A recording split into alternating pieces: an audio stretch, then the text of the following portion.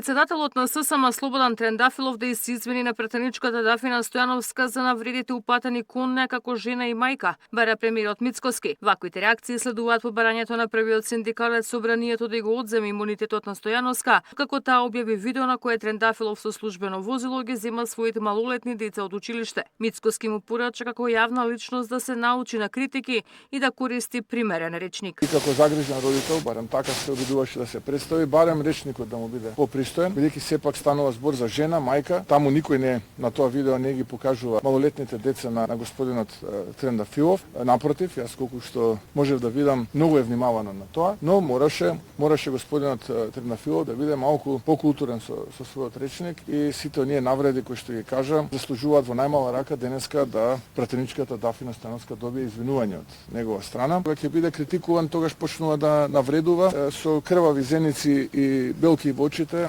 напаѓа мајки, сестри, сопруги и така натаму.